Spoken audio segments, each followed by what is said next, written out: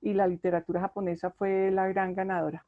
Así que vamos a ver más o menos con Andrea cuatro autores importantes de esa literatura japonesa, ya sabremos cuáles, pero antes de eso yo quisiera como presentar un poco el perfil de Andrea, aunque ya muchos de ustedes la conocen.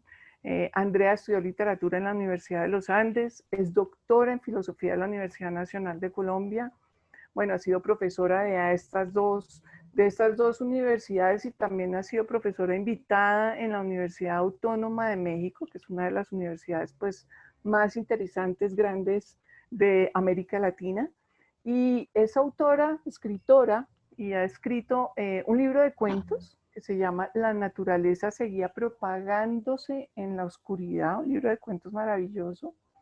Y justo cuando empezó esta pandemia, estaba a punto de salir a impresión y creo que ya está a punto de salir ahora sí al mercado totalmente su novela con el título La carretera será un final terrible. Un título enorme para una novela de Andrea Mejía en el sello de Tusquets y de Editorial Planeta. Andrea, bienvenida y preguntarte qué es este plan tan maravilloso que tenemos de un nuevo club de lectura con el Malpensante, con toda esta gente que nos sigue y que ha disfrutado mucho tus sesiones y tus comentarios. Cuéntanos qué tienes pensado en este nuevo programa. Diana, mil gracias por tu presentación y por acogerme aquí, impulsarme y también darme como ánimos para seguir con estas charlas que han sido también para mí muy provechosas. Entonces lo que quisiera hacer hoy es presentarles eso como el programa de este ciclo, de este taller o de estas charlas, como se llamen, y explicar un poco por qué estas obras, por qué estos autores en un panorama tan vasto como la literatura japonesa. Era muy difícil escoger cuatro, ya como el sesgo de demoníaco. Nos orientaba como en ciertos lugares, pero igual es como vastísimo todo lo que se puede ahí leer, entonces solamente escogí cuatro obras, voy a explicar un poco por qué. Y que quiero explicar también dónde viene el título de esta expresión que es como tan enigmática, el difícil acceso al mundo de los demonios. Y yo creo que nos sirve como introducción un poco a las charlas y a las obras que vamos a leer, nos sirve seguir de cerca el discurso que Kawabata da en 1968 para recibir el Premio Nobel de Literatura.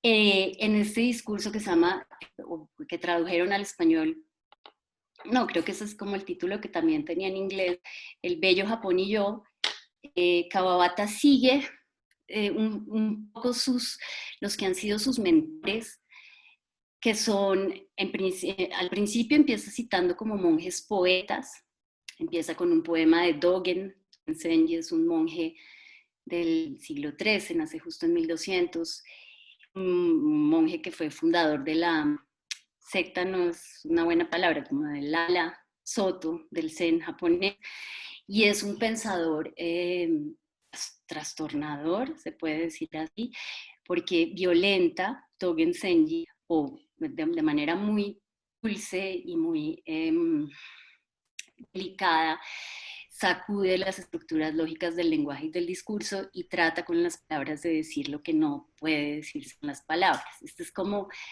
me llama la atención que Kawabata, la primera persona que cita en este discurso es Dogen Zenji, maestro Dogen, y cita un poema que se llama Realidad Innata, ni más ni menos, que me parece que ya de una nos pone como en la en un deseo de conocimiento de la realidad profunda de las cosas.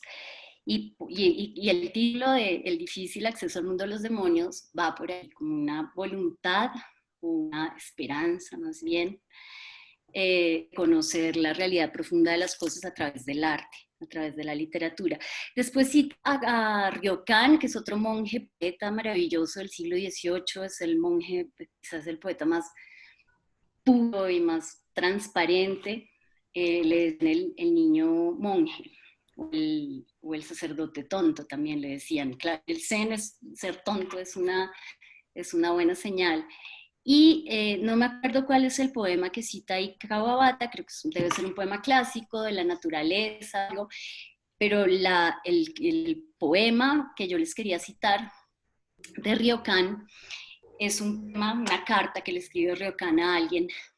Dice, es una traducción mía del texto, de una traducción al inglés, entonces me excuso como por esta doble lejanía con respecto al original, pero dice, año pasado, en uno de esos días heréticos en los que el calor quema todo, me encontré enfermo, mis miembros entumecidos, mi estómago incapaz de resistir. Tuve visiones extrañas, horrorosos o pálidos, visitantes de una oscuridad como soñada. Ghastly visitors from dreamly darkness. Estas líneas, que son escritas, como les digo, en el siglo XVIII, podrían perfectamente haber sido escritas por Soseki, que es uno de los autores que vamos a leer, y sobre todo en una de las novelas de Soseki que se llama Luz y Oscuridad, que es una novela espléndida, que él deja interminada.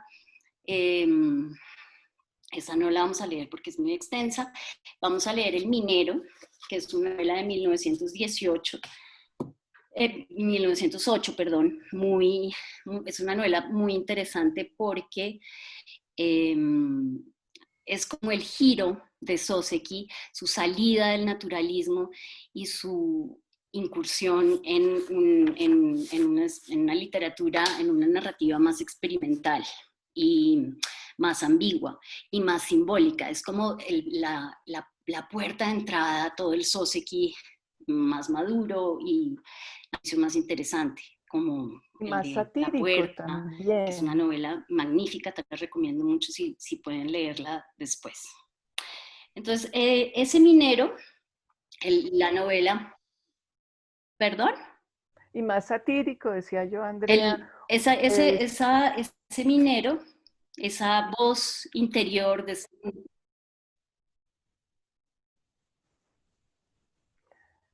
Creo, Andrea, que tenemos un desfase en la conversación con la señal, pero sigue tú adelante sin problema, yo no te interrumpo. Ok, vale. Pero está muy mala la señal, de pronto. No, te escuchamos perfecto, está muy bien. Lo que pasa es que a veces se generan como unos espacios en blanco y uno dice, bueno, pero ¿qué está pasando? O sea, que no nos preocupemos, todo está muy bien. No, lo que yo decía es un poco que Soseki es mucho Vale, más vale. un autor, Mm, es satírico, es crítico frente a la cultura japonesa, ¿no? O sea, eso como es de diferente con Kawabata y con los otros dos autores que tienes pensado en tu club. sí, Soseki tiene un primer periodo que es como eminentemente humorístico y se apoya sobre todo en su ingenio y una distancia humorística con respecto a la realidad. Pero hay un Soseki quizás menos conocido, que es un Soseki lírico, que es un Soseki interesadísimo en la poesía japonesa clásica, que trabaja a fondo como, y él es como su programa estético, que deja consignado en un libro que se llama El libro de la almohada. Bueno, no, el libro de la almohada no es exactamente, el hada de hierba se llama. Y es como despersonalizar el arte, despersonalizar la escritura, deshacerse del yo en la escritura. Es todo un programa estético muy consciente que tiene Soseki, esa es una fase menos conocida. Y este Soseki del Minero, que es 1908, es una novela como muy experimental, estaba diciendo, que anuncia los grandes monólogos beckettianos, que está más cerca de Kafka que de la literatura japonesa, que está a espaldas de Soseki. Hay un amigo mío que dice que Soseki es el último maestro japonés. Eh, en ese monólogo dice el minero: solo después de examinar a fondo mi estado mental, llegué a la conclusión de que el único propósito de mi interminable caminar era alcanzar la oscuridad, que es una cita que también llevé al parrafito introductorio de esta serie de charlas. Entonces, esa oscuridad de la que habla Soseki, de la que habla Ryokan en esa breve carta, poema que les leí, tuve visiones extrañas, horrorosos visitantes de una oscuridad como soñada.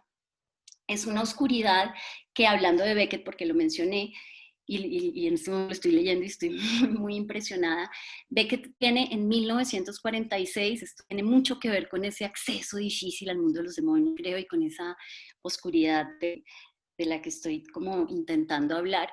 En 1946 tiene una relación, son chismes, no tenemos acceso a la cabeza de Beckett, pero me gusta pensarlo así, él estaba mirando el mar de Irlanda, y de repente se da cuenta que el futuro de su escritura no está en la tierra conocida, no está en la tierra firme que lo rodea, sino en esa oscuridad que está como encarando, que es la oscuridad desconocida del mar inmenso, y que no va a describir más, sino que va a crear.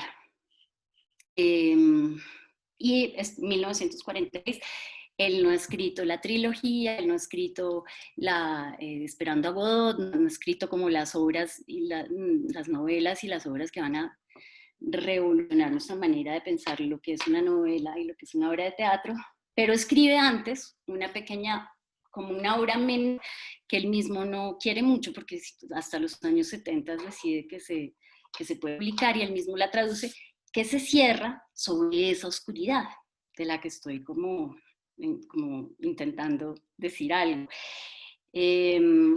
Mercier de Camier es el título de la novela de Beckett, y en la traducción al español dice: solo miró apagarse el cielo, perfeccionarse la sombra.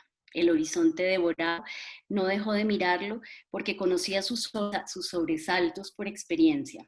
También en la oscuridad oía mejor, oía los ruidos que el largo día había ocultado, murmullos humanos, por ejemplo, y la lluvia sobre el agua.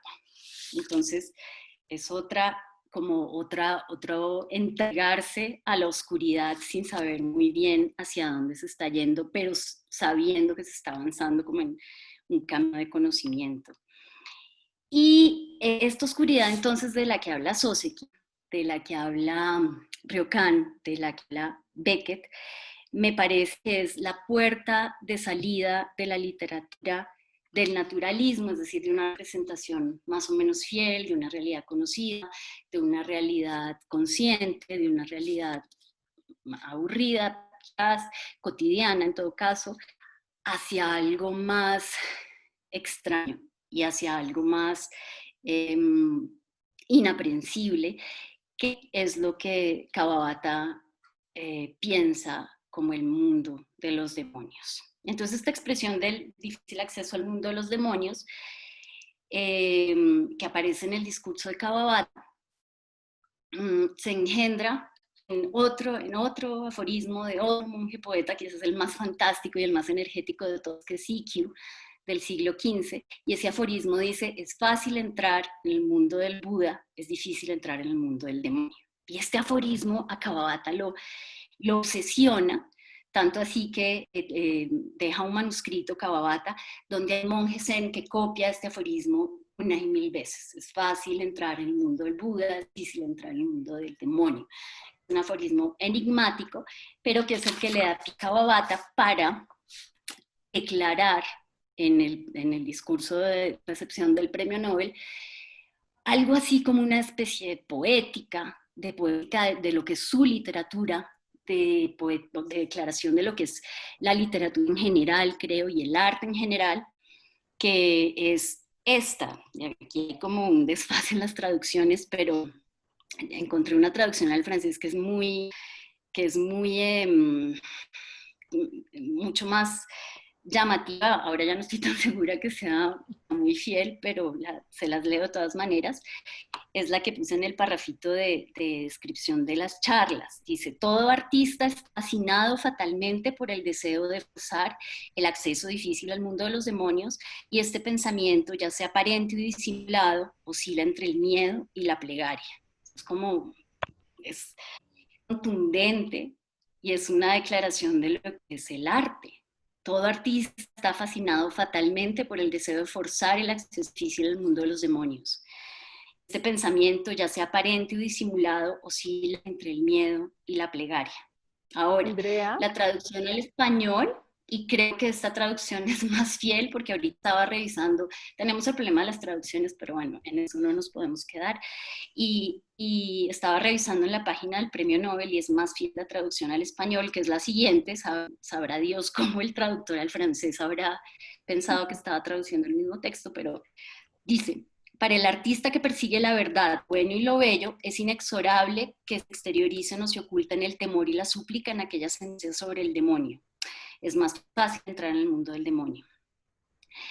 No importa que las palabras cambien tanto, pero yo creo que aquí hay una idea de base, y es una idea como muy clara, es la idea de Kawabata y de muchos artistas seguramente, de que el arte es intentar, a través de un proceso del que hacen parte el miedo y también la plegaria, intentar acceder a un plano de conocimiento no racional, no lógico, no natural de la experiencia humana, y que es en ese plano donde la experiencia humana cobra una resonancia realmente como significativa, inquietante, pero también luminosa. Y creo que es en esta dirección en la que se dirige Beckett en 1946, después de que ve La oscuridad del mar. Se va y escribe Mercier y Camier, pero después escribe la increíble trilogía, y sobre todo el último libro de esa trilogía, que es El Innombrable, y escribe las obras de teatro. También en esa dirección se dirige Soseki cuando decide dejar su lado, como tú decías, Diana, más como satírico, pero también como estos intentos de retratar la sociedad de Tokio de principios de siglo, y se va hacia un espacio simbólico, y un espacio no tangible, y un espacio que libera a la literatura de tener que ser una representación naturalista de la realidad. Entonces de ahí el título. No, obviamente, creo que ni siquiera tendría que decirlo, este ciclo no trata de ser una representación como exhaustiva de lo que es la literatura japonesa. Y hay muchos autores que se podrían venir a albergar bajo este título del difícil acceso al mundo de los demonios. Escogí estos 4 por varias razones. Primero, porque nos permitirá como acceder a 3 autores que son fascinantes, que son muy difíciles como de aprender y de capturar, que son Kawabata, Tanizaki sobre todo, y Soseki. Son autores complejos, con una obra inmensa. Y Kawakami la escogí porque Manazuru, que es la novela que había pensado inicialmente para cerrar el ciclo, es perfecta para leer al lado de obras como País de Nieve y El Minero, porque su protagonista bien viaja al mundo de los demonios buscando algo, buscando saber algo que está en las sombras. Y no sé si vamos a poder leer a Kawakami. Creo que es una escritora mucho más interesante, que nos da como indicios de lo que está pasando en la literatura japonesa contemporánea, mucho más que el archi vendido Murakami, el archi estafador también a veces. Pero parece que Masuru no es una novela fácil de conseguir. Entonces tengo que pensar si voy a poner otra novela de Kawakami o si nos metemos con otro autor, como Abeco o algo así. Pero yo lo pienso y les digo, por ahora tenemos estas 4 novelas. Cosa también que quería mencionar rápido, es que el demonio es un personaje arquetípico del teatro no. En el teatro no solo hay 5 tipos de personajes, realmente un actor se entrena toda una vida, pues lo ideal, en uno de esos 5 tipos. El demonio es uno de ellos, junto a la mujer, junto al viejo, junto al guerrero y junto al loco. son esos 5. Y hay un tratado que es un tratado que escribe Sami, que se llama el Fushikaden, que es un tratado sobre la práctica del teatro no, es un tratado absolutamente maravilloso sobre lo que es el no, pero sobre lo que es el teatro también en general y sobre lo que es el arte, donde dice justamente esto que recuerda a Dogen Zenji, que fue el monje que empezó citando Kawabata en su discurso. Dice, Seami, en todos los caminos del arte y en todas las cosas se debe ir del proceso lógico al proceso contrario a la lógica.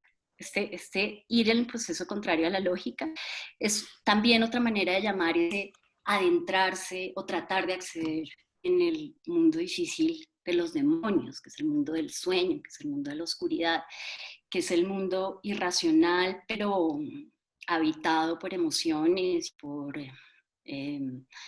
esencias que no son tan fáciles de cernir, pero que se pueden a través del lenguaje rodear y cernir y que hacen también que el lenguaje florezca con toda su potencia expresiva. Dice Seami de la interpretación del demonio, como aconsejándole a los que se concentran toda una vida en interpretar al demonio. Muchas obras, en los argumentos de muchas obras del teatro no, el demonio sirve como un mediador entre dos mundos en los cuales empieza como a circular eso, como la presencia, las emociones, hay como una especie de transmigración de dos mundos que están desconectados en principio. El demonio es un mediador, pero esa mediación tiene costo, porque el demonio es terrible. Hay que Entonces dice, pagar, Andrea, hay que pagar un peaje. Muchas veces cuando se trabaja, por decirlo así, cerca del demonio, se piensa en él. La literatura es amplia en ese proceso, un Fausto, por ejemplo, ¿no? Es como todo ese proceso de cuál es esa conversación con el demonio mismo. ¿Cuál es el demonio? ¿Quién es el demonio? ¿Cómo es el diablo? ¿Está dentro o está afuera? Hay todo un ejercicio, digamos, de acercamiento a la creatividad desde el ámbito del demonio, ¿no? sí, y algo que es más, es como un acercamiento a algo que es más grande que el artista, mucho más grande, y por eso pues quizás tú hablabas como de un precio a pagar, sí, no sé, en todo caso Kawabata habla de miedo y plegaria, es como, no es, es una, no es cualquier cosa tratar con los demonios, tratar de conocerlos o tratar de oírlos.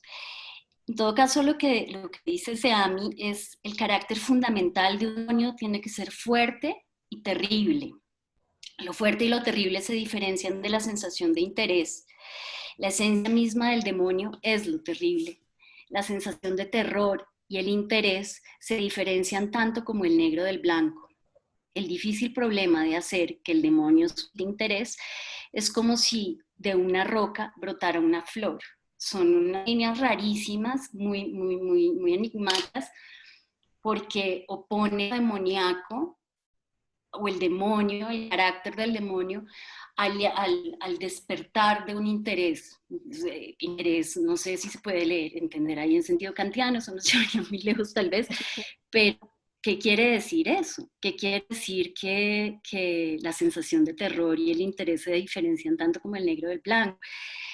Entonces, un poco me gustaría también que en esta serie de lecturas tratáramos de comprender en qué sentido es que lo demoníaco no despierta interés y que el difícil problema consiste en hacer que el demonio suscite interés y que esto es como hacer que una flor brote de una roca. También dice, y es muy interesante, que la interpretación o la imitación del Dios es básicamente la misma que el demonio, es decir, los dioses y los demonios están en un mismo plano y le piden al actor o al intérprete la misma dificultad, exigen como la misma entrega al personaje. Lo que claramente hay que retener de Seami y de este tratado sobre el teatro, ¿no? Es algo que él dice y es todos los caminos del arte son caminos a la felicidad. Y lo que quisiera que experimentáramos también con estas lecturas es que esos ese terrible y difícil acceso al mundo de los demonios es un acceso a la felicidad, y que esto es lo que estos autores, estas novelas nos abren. Es eso lo que quería un poco contarles. La primera obra que Maravilloso. vamos a leer es la de Kawabata, que es País de Nieve, que es una obra que es como emblemática y representativa, y es una de las obras que uno podría escoger como de las más, no sé, para no usar palabras tan excesivas, pero más perfectas de la literatura japonesa. Y vamos a tener la oportunidad como de hablar un poco de la figura de Kawabata, que es una figura frágil, una figura preciosa, es una figura, él mismo en su vida se parece como a los personajes de sus novelas. Después vamos a ir a Tanizaki, que es un autor difícil de categorizar, es un autor, bueno, ya lo verán ustedes. Elegí el Cortador de Cañas, que es quizás uno de sus relatos más bellos. Hay uno que me hubiera gustado más que leyéramos, que se llama La nostalgia de mi madre, pero eso es un libro que está difícil de conseguir también. Si ustedes tienen la oportunidad de leerlo, por favor háganlo. La nostalgia de mi madre está en un libro que se llama Siete cuentos japoneses de Tanizaki. De verdad es una joya. Pero este Cortador de Cañas es un cuento también muy enigmático, y tiene su propia forma de desplazarse hacia la oscuridad y hacia lo demoníaco, y además es representativo de uno de los periodos, al menos, de un autor que es súper versátil, que es Tanizaki. Y después, El Minero, que es esta obra sorprendente y en muchos sentidos muy contemporánea, de Soseki, que es casi como un monólogo a lo Beckett. Y finalmente, pues la que no sé si vamos a leer o no, si se va a poder conseguir, alguien me estaba diciendo que estaba muy difícil de conseguir, es Manazuru de Kawakami, que sería la única escritora viva que tenemos. Otra posibilidad que tendríamos, que sería también una opción muy prolífica, sería dedicarnos a la literatura japonesa vieja, clásica, por ejemplo, a Murasaki Shikibu y su Genji Monogatari. Es una mujer, Kawabata la cita también en su discurso de recepción del Nobel, y dice que ella es realmente la precursora de todos los escritores japoneses, ¿no? El Genji Monogatari, lo que pasa es que es una obra monumental. Podríamos escoger pasajes para leer, sobre todo en la segunda parte de Catástrofe, y podría también ella guiarnos en el mundo de los demonios, pero bueno, también está Seisho Nagon, que es opuesta a Murasaki Shikibu, con su Pillow Book. Tenemos, o sea, Andrea, un buen panorama, digamos, de revisión. Son 4 novelas o 4 autores, pues digamos que muy reconocidos, fáciles de conseguir en las librerías de hoy. Apoyemos las librerías, eso es importante. Por ahí hay unas preguntas ya en el Facebook. Y un poco es obvio cuando se habla de literatura japonesa que pueden salir 2 nombres importantes. Ya has dicho que no podemos leerlos todos, tal vez este ciclo de literatura de literatura japonesa un poco más antigua podríamos dejarlo para después de tener este sabor inicial. sí. Pero han salido ya nombres como Mishima, obviamente, Yukio Mishima, y Kensaburo Oe también. Como decir, ¿por qué no los consideramos ahora? Un pequeño comentario con ellos, de pronto tuyo ahora, para dejarnos picados, Andrea. Bueno, Mishima, aquí hay una pregunta que me parece muy buena, porque no deja de tener ironía, que es: ¿habría lugar para Mishima y Kawabata? Kawabata vamos a leer País de Nieve, pero ¿habría lugar para Mishima? Ellos saben algo de demonios, ¿no? Mishima, yo creo que él era un demonio. Mishima tenía contacto íntimo y permanente, y es la fuente de su creatividad arrolladora es su energía demoníaca. Mishima es una autora al que yo le doy demasiado respeto. Justo ayer, recomendación de Christopher, un amigo, me leí Tabaco, que es un cuento que escribió Mishima a los 20 años, y quedé temblando porque es a los 20 años Kawabata, de Mishima, perdón, de alguna manera, en algunos pasajes al menos, ya ha superado a su maestro, que es Kawabata. Mishima tiene cuentos extraordinarios que podríamos leer. Podría leer El Pabellón de Oro, que para mí es la obra como más luminosa de Mishima. Es absolutamente impresionante. Y esa podría, y mi tentación al saber que el libro de Manazuru de Kawakami no se conseguía, mi primera tentación fue reemplazar Kawakami por Mishima. Mm, Puede ser. De todas maneras, lo estaremos mencionando mucho, estaremos mencionando la correspondencia y el intenso tráfico de impresiones artísticas y espirituales que había entre Mishima y Kawabata, que eran amigos, que empezaron como una relación de discípulo y maestro, pero pronto se volvió una relación horizontal, siempre guardada como en un respeto mutuo que se tenían como escritores. El suicidio de Mishima deja batido a Kawabata, que además ya había dado el suicidio de Akutagawa, que cita la nota de suicidio de Akutagawa, la cita Kawabata en el bello Japón y yo. Una nota de suicidio estremecedora, es que para escribir notas de suicidio, escribir poemas. eh, Muy impresionante que Kawabata esté como rondado por el suicidio de sus escritores más admirados y amigos, y que después él termine, habiendo condenado el camino del suicidio, él mismo termine suicidándose. Pero bueno, Una esos son chismes pregunta, Andrea, de que la vida. ronda por ahí y es la siguiente, o sea, eh, atravesar el mundo de los demonios, digamos, la noche oscura del alma, como se diría en el mundo más occidental, es un ejercicio, es un esfuerzo, es un camino, pero al final es luminoso, lo has dicho tú misma. eh, ¿Cómo es ese amor finalmente que aparece? No solo aparece la creatividad, sino también aparece el amor como una cualidad de ese ejercicio y de ese tránsito, ¿no? Diría yo que en muchos de estos escritores eso está presente. ¿Cómo lo ves tú? Eh, Ay, te me fuiste, aquí estás. Qué bello que hayas citado a San Juan. Eh, y ese abandono final en ese poema que citaste de La noche oscura del alma, dejando la noche, el alma, la casa sosegada, es un viaje que de todas maneras es riesgoso. Pues el poema de San Juan es un poema sosegado, es un poema tranquilo, pero no deja de haber riesgo en abandonar la casa sosegada.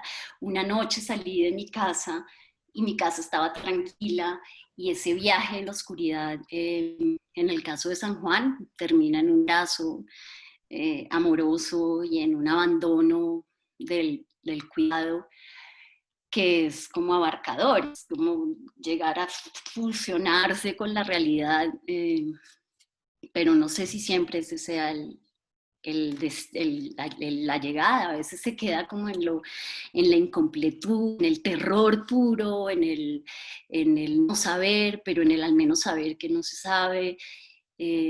Pero lo que es importante es que toda esta búsqueda, si termina o no en el amor, si termina o no en el terror, es una búsqueda que se da en el lenguaje, que no se da en el silencio místico, porque San Juan escribió su poema, porque ahí está, ahí quedó el lenguaje y quedó como el lenguaje en todo su esplendor y en toda su potencia.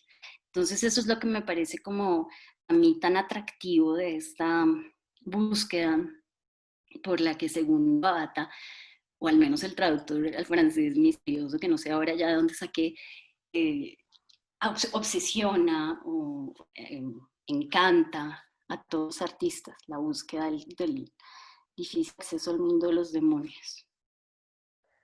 Pues También nada, mencionaron Andrea, a Kutagawa. buenísimo. Ah, sí, a Sí, mencionar a Nakutagawa. ¿Quieres decir algo al respecto? No, buenísimo. quiero decir que es uno de los cuentistas que más admiro y que hubiéramos podido poner también cuentos de Akutagawa. Ese puede ser otro reemplazo de Matsuru.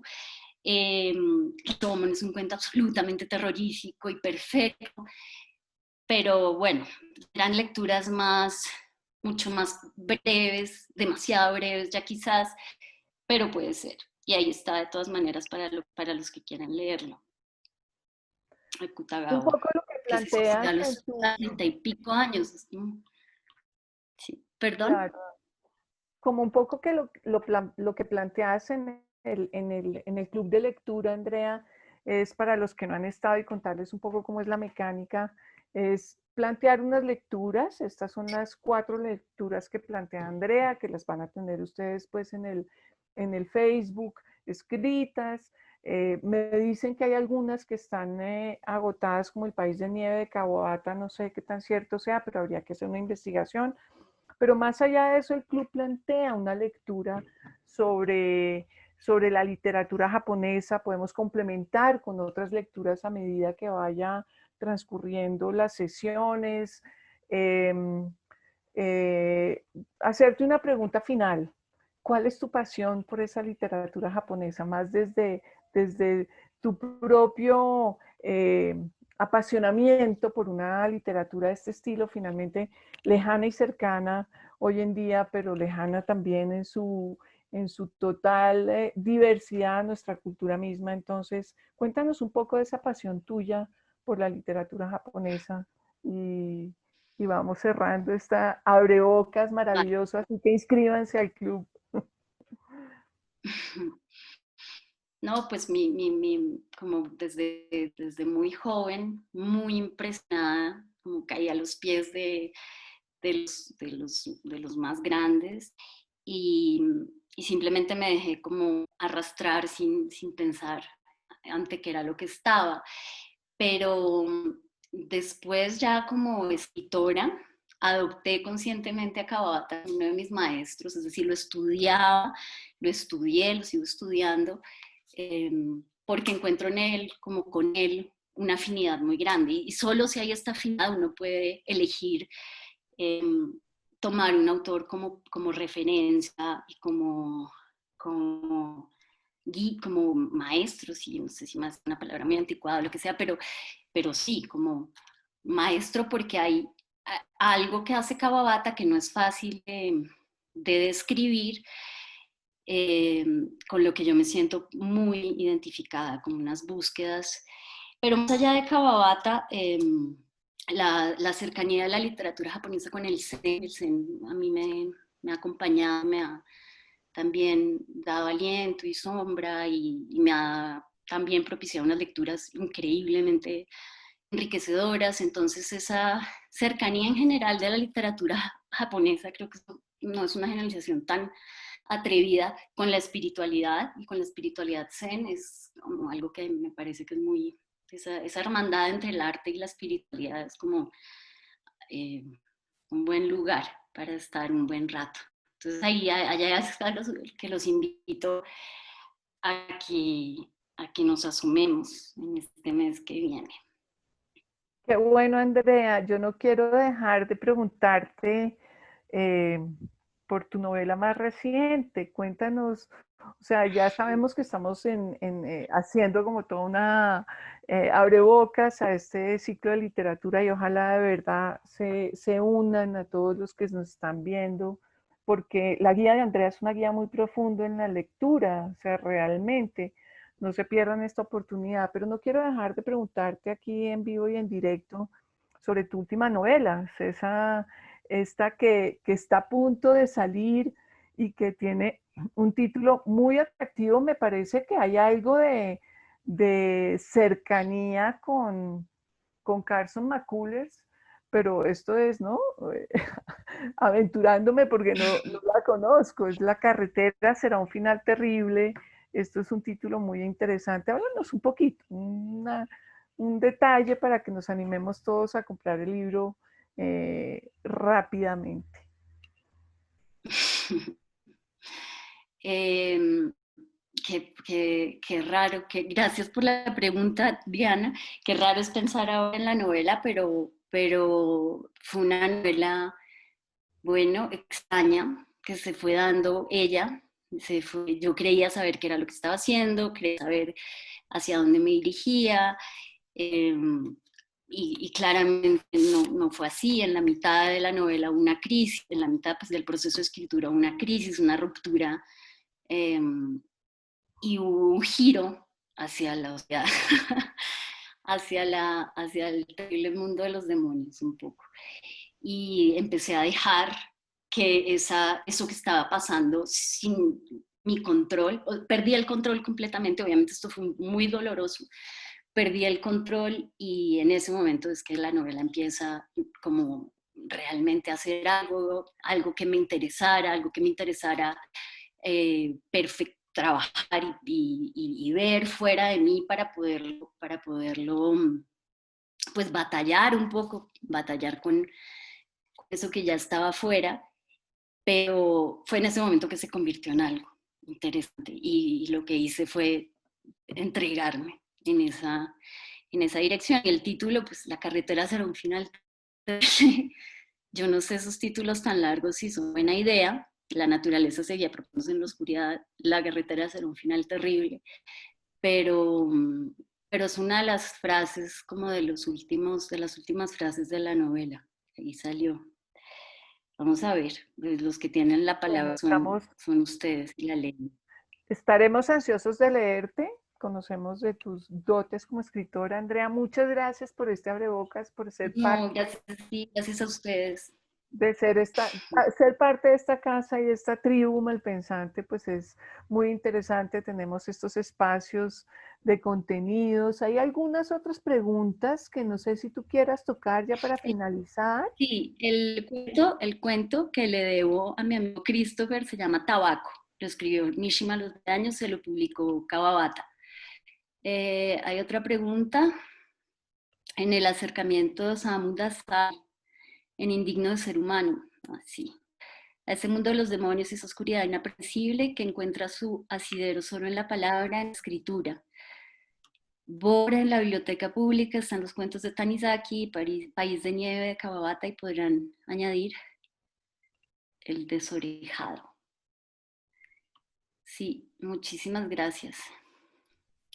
Muchísimas gracias y muchísimas gracias por recordar ese libro difícil que es Indigno de Ser Humano. Tremendo, sí. El, Bueno, entonces, no, Andrea, muchas gracias a todos por haber estado acá escuchando este maravilloso acercamiento, digamos, a estos 4 libros. Los invitamos realmente a que se unan a este espacio, puedan debatir. Adentro será un grupo que se crea una comunidad maravillosa. Y Andrea, gracias por esto. Nos vemos entonces dentro de 8 días ya en el club a conseguir los libros. Hay que conseguir los libros y empezar a leer. A los malpensantes estén atentos a nuestra programación y gracias de nuevo.